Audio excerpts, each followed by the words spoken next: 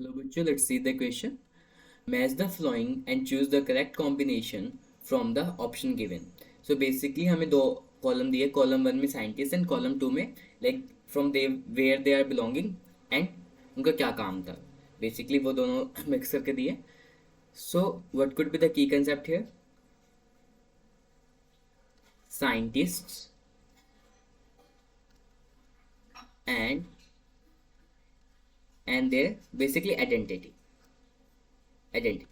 अब एक एक करके बात करेंगे. The first one is JBS Haldane. अगर हेल्डेन की बात करें, हेल्डेन कहाँ से बिलोंग करते? They are from the British empire. So British and क्या थे वो? He is a geneticist. So he is a geneticist थे.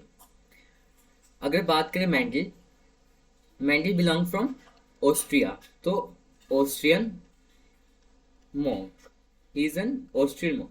बेसिकली क्या था, जो मैंडल थे ना, वो एक प्रीस्ट थे चर्च में. उनकी हॉबी थी कि वो इसे लाइक प्लांट ग्रो करे. सो उसी हॉबी को उन्होंने लाइक कन्वर्ट किया, you can say in the study और you can say in the heredity characters.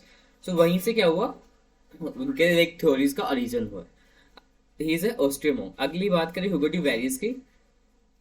So Vries is what? Hugo de Veres is a Dutch botanist. He's a Dutch botanist. And talking about the last one is Morgan. Morgan कौन थे? Morgan is basically American geneticist. जो हमारा TH Morgan है, उन्होंने concept दिया था like linkage का, chromosomal theory of inheritance में हेल्प करी थी.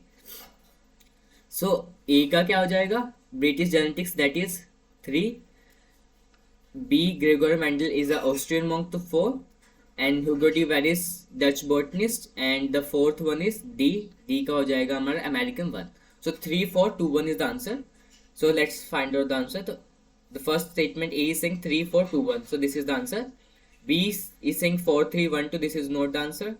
C is saying 3, 4, 1, 2. This is also wrong. And D is saying 2, 4, 1, 3. This is also wrong. The correct answer will be A.